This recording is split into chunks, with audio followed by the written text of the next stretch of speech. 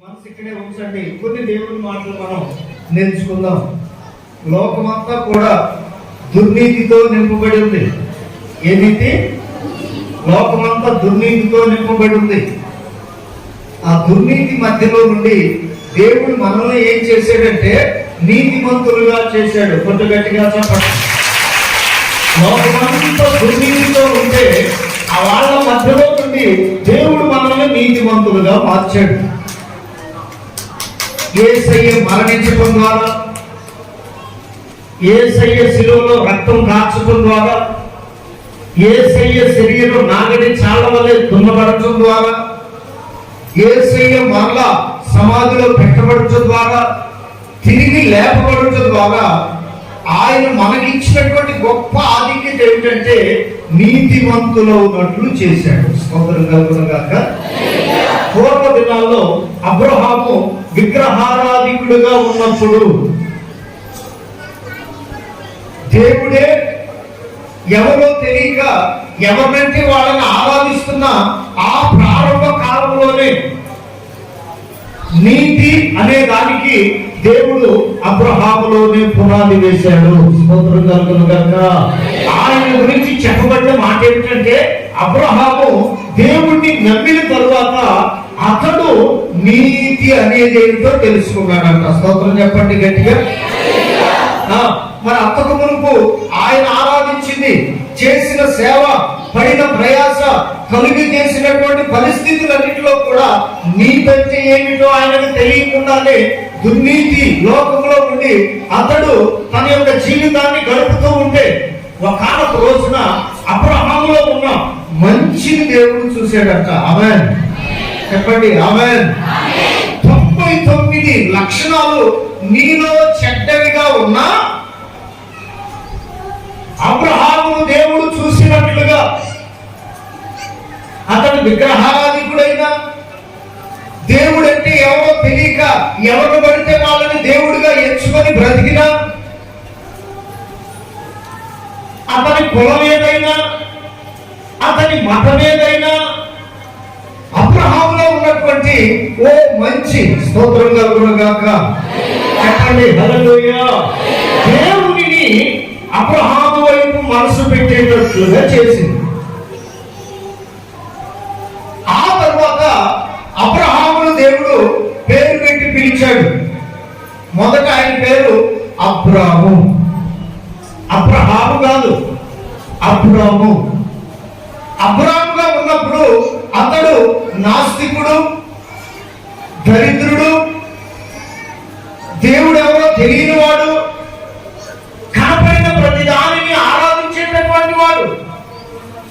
అయితే దేవుడు పెట్టారా అబ్రాము పేరుని దేవుడు ఏం చేశాడంటే అబ్రహాముగా మార్చాడు. ఒకటి గట్టిగా తప్పదు. ఇట్లా ఉన్నదే మనము కూడా దేవుడిని ఎరగక మునుపు ఓ పేరుతో పిలువబడ్డాం.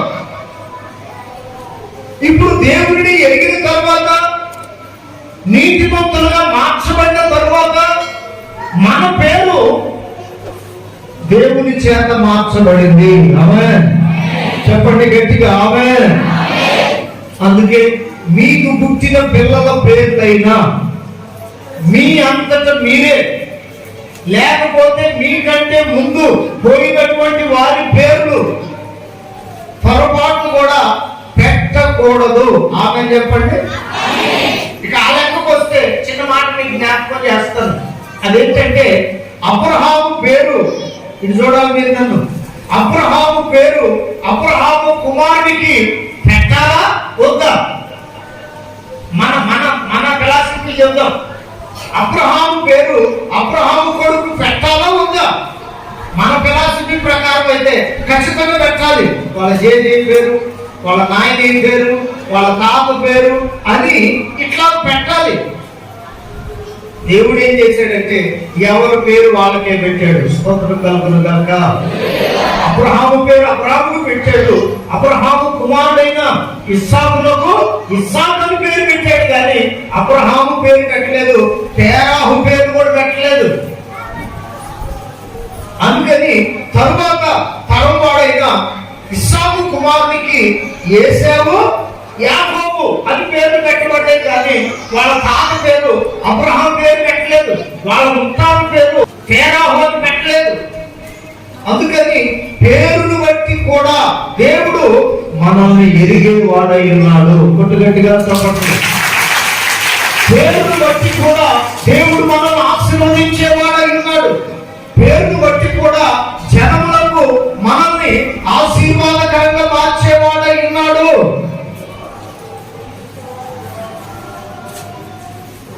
అందుకని ఈ ఆత్మీయ యాత్రలో అబ్రహాముగా పేరు మారిన తర్వాత, అబ్రహాముకు అన్న ఆ పేరుకి అర్థం ఏమిటంటే విశ్వాసులకు తండ్రి. ఆమేన్ చెప్పండి. ఆమేన్. అబ్రహాం అంటేనేమో నాస్తికుడు, అన్యుడు. అబ్రహాముగా పేరు మారిన తర్వాత విశ్వాసులకు తండ్రిగా మార్చాడు. అట్లా ఉన్ననే మన యొక్క జీవితంలో కూడా ఒకప్పుడు మనం నీతి లేని కార్యాలు జరిగిస్తూ, దైవ సంబంధమైన భయం లేకుండా, దేవునికి వ్యతిరేకులుగా శరీరం మీద చాలా పిచ్చి ప్రేమ పెంచుకొని, అలంకార విషయంలో అద్భుతం మనకంటే ఇంకొకటి లేదని ఆలోచించుకున్న ఆ స్థితిలో నుండి స్తోత్రం కలుగునుగాక మన పేరు మార్చి, బ్రతుకు మార్చి, మన స్థితి మార్చి, మనకు ఒక పేరు పెట్టి ఇప్పుడు మనల్ని ఏమన్నాడంటే ఆయన నీతిమంతులు అన్నాడు. స్తోత్రం కలుగునుగాక. విశ్వాసులు అన్నాడు. గట్టిగా చెప్పండి.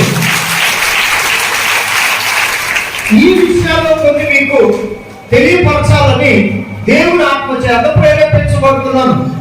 ఏమిటి ఆ విషయాలంటే, రాత్రి ఒక మాట చెప్పాను, వచ్చిన వాళ్ళకు తెలిసిన మాట. దానిలో ఉన్న కొన్ని ఆత్మ సంబంధమైన సంగతులు మీతో పంచుకోవడానికి పరిశుద్ధాత్మ దేవుడు నన్ను ఇక్కడ నిలబెట్టాడు. స్తోత్రం కలుగునుగాక. చెప్పండి గట్టిగా హల్లెలూయా. ఏమిటి ఆ విషయం ఒకసారి తీయండి. ఏప్రిల్ రాసిన పత్రిక 1వ అధ్యాయం 9వ వాక్యాన్ని ఒకసారి చదువుదాం. నేను జాగ్రత్తగా ఆ మాటను నోట్ చేయమని దేవుని పేరట తెలియపరుస్తున్నాను. నీవు నీతిని ప్రేమించితివి, దుర్నీతిని ద్వేషించితివి. నీవు అందుచేత దేవుడు నీ దేవుడు, రాత్రి కూడా ఆ పిల్లదే చదవాలి, ఇప్పుడు అదే చదవాలి. అందుచేత దేవుడు నీ దేవుడు, అది లేదా నీ బైబిల్లో, దేవుడు నీ దేవుడు నీ తోటి వారి కంటే నిన్ను హెచ్చించున్నట్లుగా ఆనంద తైలముతో అభిషేకించను. చప్పట్లు కొట్టు దేవుని గలపడతాం. నీ తోటి వారి కంటే, నీ ఇంట్లో నలుగురు అన్నదమ్ముల కంటే నిన్ను హెచ్చించిన వాడు నీ దేవుడు. దుర్నీతిని ప్రేమించకుండా ద్వేషించేటట్లు చేసిన వాడు నీ దేవుడు. నీతిని ప్రేమించేటట్లుగా, ఆ నీతి ఎవరో కాదు, ప్రభువైన యేసుక్రీస్తే కనుక ఆయనను ప్రేమించేటట్లుగా నలుగురిని ఇంట్లో అక్క చెల్లెలు ఉంటే వాళ్ళందరికంటే కూడా నిన్ను హెచ్చించిన వాడు నీ దేవుడు. నీ స్థితిగతులన్నీ మార్చాడు, నీ పరిస్థితులన్నీ మార్చాడు. ఒకప్పుడు దుర్నీతి కంపు చేత, లోకంలో ఉన్న నటన చేత నశించిపోతూ, దుర్మార్గపు ఆలోచనల చేత నింపబడి, నీవు బాగుపడక ఇంకొకరిని బాగుపడనివ్వకుండా చేస్తున్న ప్రతి కార్యము నుండి, ఆ కంపులో నుండి దుర్నీతిని ద్వేషించేటట్లు చేసి నీతిని ప్రేమించేటట్లుగా మార్చాడు. దేవునికి మహిమ కలుగును గాక. చెప్పండి గట్టిగా ఆమేన్. హల్లెలూయా. చెప్పు గట్టిగా హల్లెలూయా. ప్రియమైనటువంటి దేవుని బిడ్డలారా, ఒకసారి ఆలోచించండి దేవుని మాట. దుర్నీతిలో ఉన్నప్పుడు, లోకంలో ఉన్నప్పుడు, నీ పేరు మారినప్పుడు, నీ మనసు మారినప్పుడు, నీ బుద్ధిలో మార్పు లేనప్పుడు ఎట్లా ఉన్నావు? ఇప్పుడు దేవుని మందిరానికి వస్తున్న తరువాత, మనసుని మార్చుకున్న తరువాత, బుద్ధిలో మార్పు వచ్చిన తరువాత, దుర్నీతిని ద్వేషించిన తరువాత, నీతిని ప్రేమిస్తున్న తరువాత, ఇప్పుడు మనం ఎంత ఎంత నెమ్మదిగా, ఎంత నమ్మకముగా, ఎంత ఆరోగ్యముగా ఉంటున్నామో ఒకసారి ఆలోచించమని దేవుని పేరట తెలియపరుస్తున్నాను. ఆమె దేవుని నమ్మకములకు పురుషులు తాగుబోతులయ్యారు, పాన్పరాకం వాళ్ళు, గుట్కాలు వేసుకునే వాళ్ళు, గుట్టకబడకుండా ఉండటానికి ఏమంటే ఇక చేయాల్సినటువంటి వారికి అనుకూలమైన పనులన్నీ చేసేవాళ్ళు. ఈ దినమందు తెల్లని వస్త్రాలు ధరించుకొని ఎంత చక్కగా దేవుని మందిరంలో కూర్చున్నారంటే ఇది కదా నీతిని ప్రేమించడం అంటే. పురుషుల వరకు చప్పట్లు కొట్టండి. ఇదే కదా, ఇంటి కోసమే కదా దేవుడు మిమ్మల్ని ఎన్నుకున్నది. నెంబర్ 2, మన విషయానికి వచ్చేటప్పటికి ఒకప్పుడు మనకున్నటువంటి దురాశలు, వ్యతిరేకమైన క్రియలు, దుర్నీతి సంబంధమైన కార్యాల్లో మనం ఏడవబడుతున్నప్పుడు వాళ్ళు తాగటం వలన మీకొచ్చేది కష్టం, వాళ్ళు పాన్పరాలు గుట్కాలు వేసుకోవడం వల్ల మీరు నలిగిపోయేవాళ్ళు. ఆ కంపు భరించలేక, అది ఎవరితో చెప్పుకోవాలో తెలియక, ఏమిటి నా బ్రతుకు, ఏమిటి నా కుటుంబ పరిస్థితి, పిల్లల యొక్క పరిస్థితి ఏమిటని ఆలోచించిన దినాలలో స్త్రీలారా, దేవుడు మిమ్మల్ని ప్రేమించి మీరు ఇంట్లోనే కాదు సంఘములో కూడా నీతిని ప్రేమించేవారుగా ఉండాలని దేవుడు మీ తలలు పైకెత్తి విచ్చలవిడి తలము నుండి, వ్యతిరేకమైన క్రియలు జరిగించే పరిస్థితి నుండి దుర్నీతిని ద్వేషించేటట్లుగా చేసి నీతిని ప్రేమించేటట్లుగా మార్చాడు. చప్పట్లు కొట్టండి ఆడవాళ్ళు. ఇప్పుడు చూడండి, మీ ఇద్దరి మధ్య, భార్యాభర్తల మధ్య, కుటుంబంలో ఉన్న పిల్లల మధ్య దేవుడు ఎంత సంతోషాన్ని కలుగు చేసాడు. 64వ అధ్యాయం అనుకుంటా, ఒకసారి చూడండి నా మాట. యెషయా గ్రంథం 64వ అధ్యాయం 5వ వాక్యం తీయండి ఒకసారి. యెషయా గ్రంథం 64వ అధ్యాయం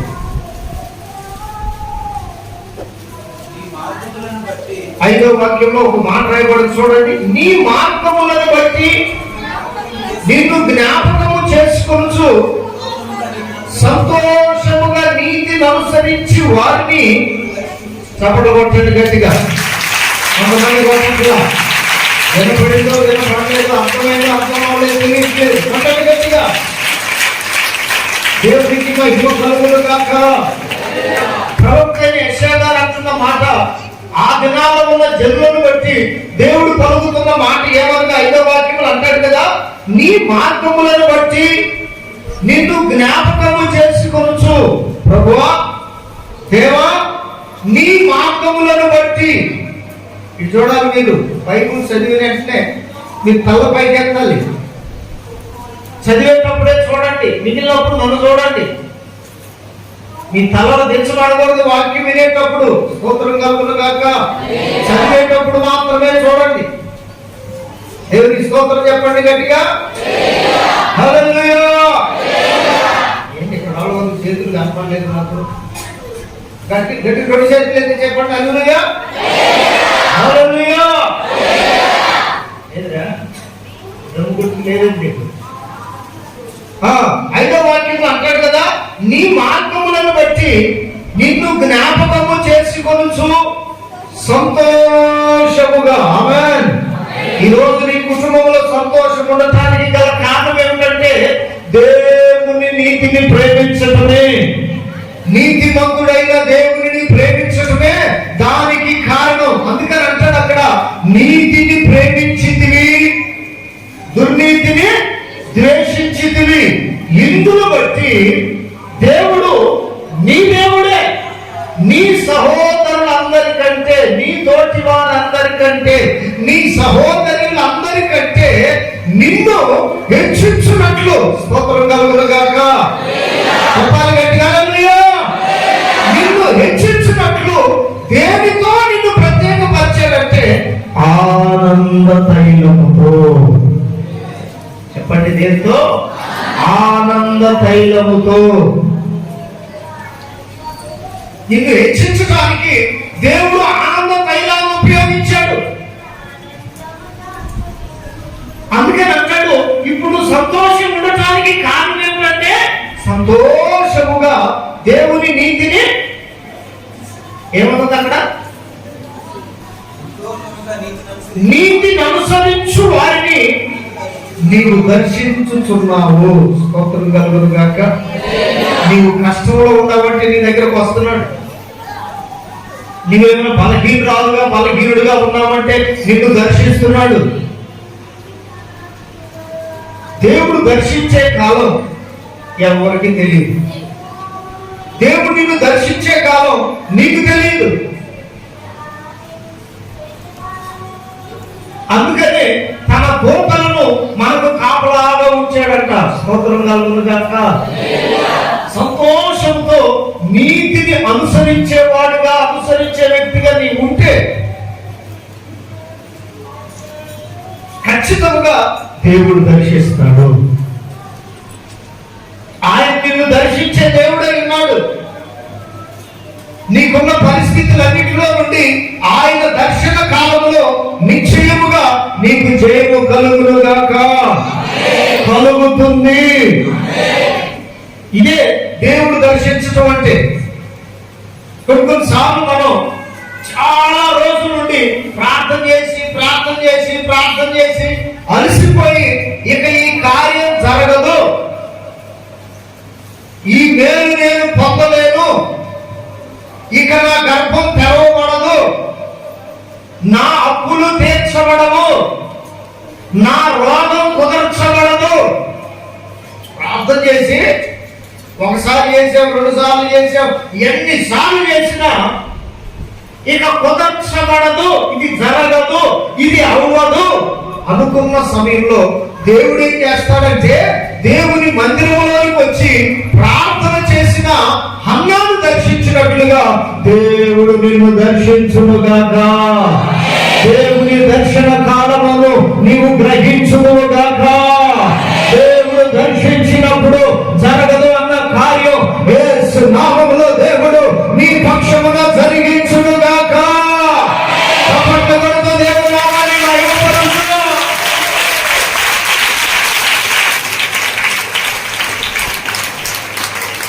లేదు జరగదు అంటే దేవుని మందిరంలో ప్రార్థన చేసిన అన్నా విషయంలో అద్భుతము దేవుడు చేశాడు. దర్శించే కాలం అది. వెంటనే చూడండి, దేవుడు ఆయన దర్శన కాలంలో అక్కడ ఉన్నటువంటి సేవకుని నోట ఈ మాట పలికిస్తాడు. ఏమంటాడంటే, నీవు కోరుకున్న మనవి, నీవు దేవుడి దగ్గర ఏ మనమైతే చేసుకున్నావో అది దేవుడు నిశ్చయముగా నీ పక్షాన జరిగించునుగాక. ఈమె ఇంటికి వచ్చింది. హన్నాను ఎల్కానా కూడగా దేవుడు హన్నాను జ్ఞాపకం చేసుకున్నాడని స్పష్టంగా బైబిల్లో రాయబడింది. నీ పరిస్థితి కూడా అంతే. నువ్వు ప్రార్థన చేసి అలసిపోయి మౌనంగా ఇది జరగదు అనుకుంటే దేవుడు తన దర్శన కాలమందు నిన్ను దర్శించువాడై ఉన్నాడు. చెప్పండి ఆమేన్. ప్రియమైన వాళ్ళరా, అన్న అనే ఒక ప్రవక్తని ఉంది బైబిల్లో, కొత్త నిబంధనలో. ఆమెమో అన్న, ఈమెమో అన్న అని ఒక ప్రవక్తని ఉంది. ఈమెను గురించి రాసిన మాట ఏమిటంటే, కొన్ని 7 సంవత్సరాలు తన భర్తతో కాపురం చేసి ఆ భర్త చనిపోయిన తరువాత ఈమెట దేవుని మందిరంలోనే ఉంటూ, దేవాలయంలోనే ఉంటూ ఉపవాస ప్రార్థన యందు ఈమె గడుపగా ఈమెను గురించి రాయబడిన మాట, చాలా సంవత్సరాలు బ్రతికి దేవుని చేత అంగీకరించబడింది. స్తోత్రం కలుగుగాక.